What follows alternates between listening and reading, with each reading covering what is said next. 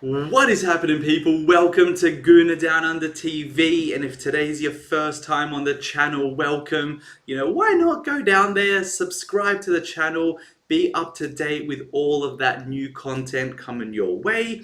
And if you're a returning viewer, and more importantly, a returning sub, you are a real one, and I appreciate you all. Today is all about the Champions League. Arsenal probably facing our toughest opponent in the group, especially away. Away to Sevilla is no easy feat. You saw on the weekend Real Madrid drawing to Sevilla 1-1. I believe it's called the Super Cup. Is that when the Champions League winners play the Europa League winners? Man City and Sevilla drawing in regular time, having to go to penalties. They're not an easy team to beat. They got a lot of really good players. They're pretty strong. They're a lot more physical than I expected as well. And I thought, that first 60 minutes was some of the best football we've played all season. After they scored the corner, we sort of started going away from what got us to the dance. And those last 30 minutes for me were a bit shaky. A couple rare mistakes, one nearly punching it into his own net. We walked away, so I'm not going to complain. 3 points is 3 points, which is beautiful. But personally, I think we should have maybe kept what we were doing, driving with the ball, pressing high, especially causing errors high up the pitch. But like I said, we got the win. It doesn't matter how we got it. We're top of the group now, which puts us in a really good place to come first. I've been saying the whole time, I want to top this group because you're more likely to have a favorable matchup, which just allows us to have a good run in. But talking about the game today, especially, this guy and this guy, class. Gabriel Jesus, Gabriel Martinelli putting on a show. And, I held them both accountable, especially after that game against Chelsea. I thought the quadrant of them two, Saka and Odegaard, weren't good. But these guys really picked it up today. And it wasn't just the goal, wasn't just the assist. I think it was their overall play, their liveliness, and I think they really deserved to get what they got. They made it happen themselves. They didn't need to rely on anyone else, and they made it happen. Jesus showing his absolute quality, spinning two defenders, laying it off to Gabriel Martinelli. Martinelli learning from his early mistake, not shooting too early, got the goalkeeper to dive, and then it was an empty net. I think both of them played really good. Both lively, pressing high, winning the ball back, especially Martinelli as well. This is what I want to see.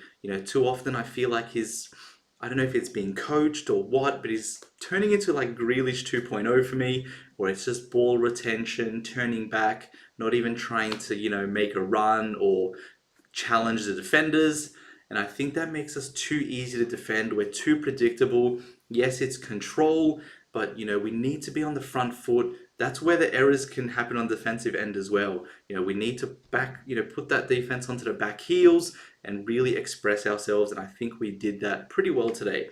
Still not maybe to the levels of last season, of course. We're comparing it to really high standards, but today was definitely an improvement on what I've seen overall. Not only these guys, but Tomiyasu today I thought was absolutely magnificent. And now I'm just going to make him a little bit bigger. I think there's a massive shout to really have him in this starting lineup. For me, I was always talking about him sort of being our main depth. So, anytime there was anyone in defense out, I'd put Tomiyasu in, whether it's right back, left centre back, right centre back. I think he's just that versatile and can do a good job at every position. And so now, we're potentially losing that if we bring him into the starting lineup. But Zinchenko hasn't been at his best this season. Tomiyasu, every time he comes in, I think he makes an impact and looks really good. So I think it's time to start playing him. We always talk about Arteta saying he wants to be ruthless. I think it would be appropriate to play Tomiyasu. I can't think of a bad game this season. He's always in the right spot. He's versatile. He's athletic. He's very intelligent as well. Composed defender. I think he just has that whole package. And what I've seen more this season out of any other season is he's bringing a little bit more on the attacking end.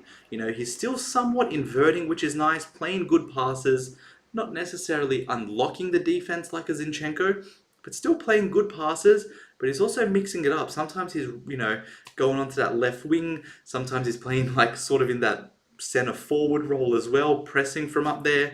And I think he's just so athletic that he can cover multiple zones on a field, and he can just do a little bit of everything. Let me know, for the next stretch of games, would you go with Tomiyasu or would you bring Zinchenko back into the fold? Personally, I'm going not Zinchenko, Tomiyasu. I do love Zinchenko, and I think, at his best, he's just absolute class and maybe would need him back. But at the moment, on current form, I'm definitely going with Tomiyasu.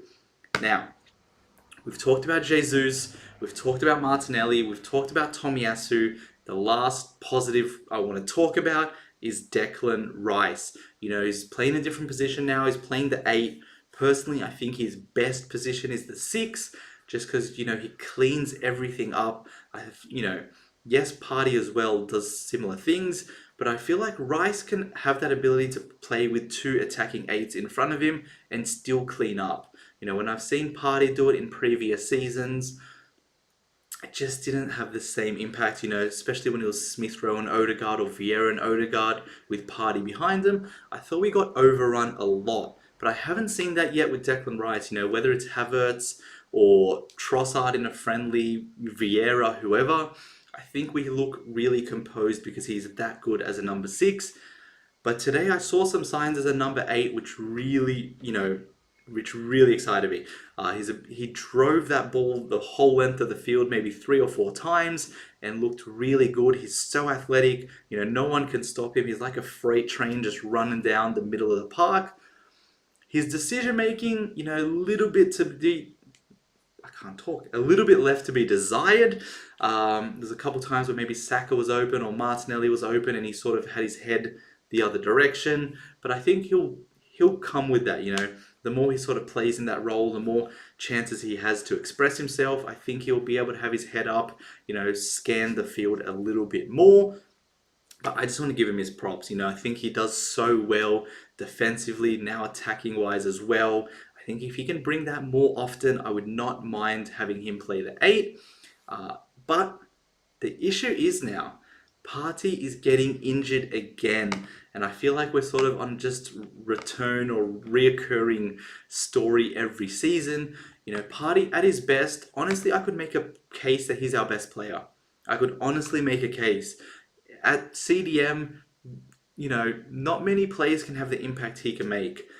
He just does it with such ease and glides around the field, and he makes football look so easy, especially as a CDM who typically are a little bit more like rough, rigid.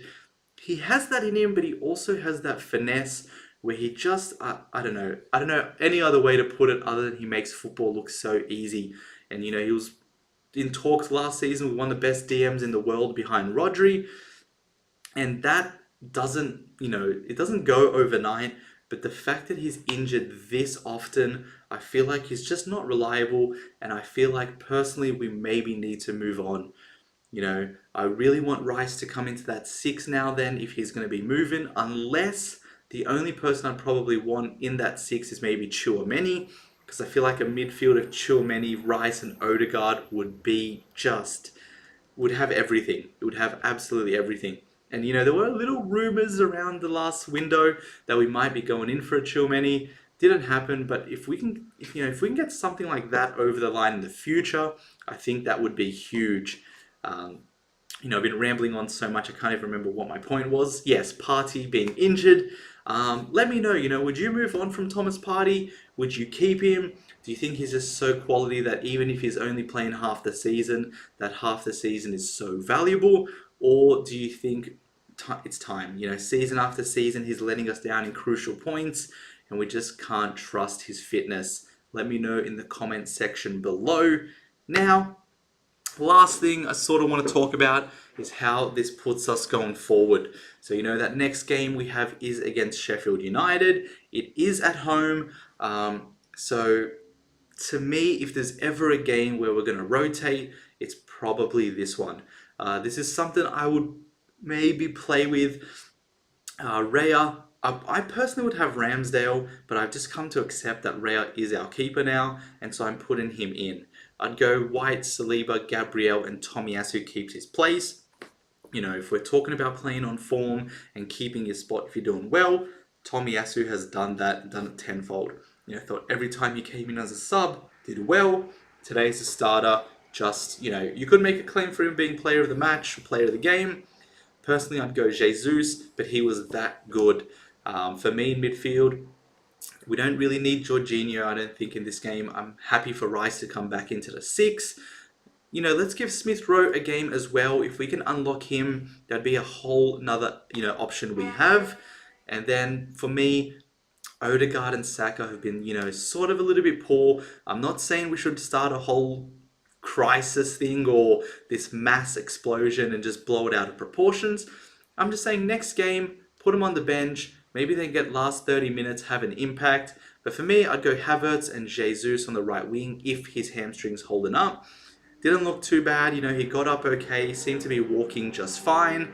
So personally, I would be going with Gabriel Jesus. And then having Trossard and Martinelli up front as well. You know, Trossard and Jesus, yes, Jesus is on the right wing for me here, but they can constantly be, you know, changing positions, fluid attacking front three. They're not stuck in their position. So Trossard can, you know, come out to the right. Then maybe Martinelli can come out to the right. Trossard left, Jesus striker. I think it gives us a lot of options where we can constantly mix it up and change that approach for the defense so that we're not so predictable. Let me know, what do you think about this team? I don't think it's going to happen, but personally, I think if there's ever a game we can rotate, give some people some rest, maybe give some people some opportunities as well. This would be it. You know, if we can't beat Sheffield United with this team, then I think we need to raise some real question marks over the players coming in, and maybe are they even good enough for Arsenal? Because, you know, you can see Newcastle slapping Sheffield 8-0. We're at home. We should be on the front foot. We should be able to put them to the sword. Get some nice goal difference for once as well.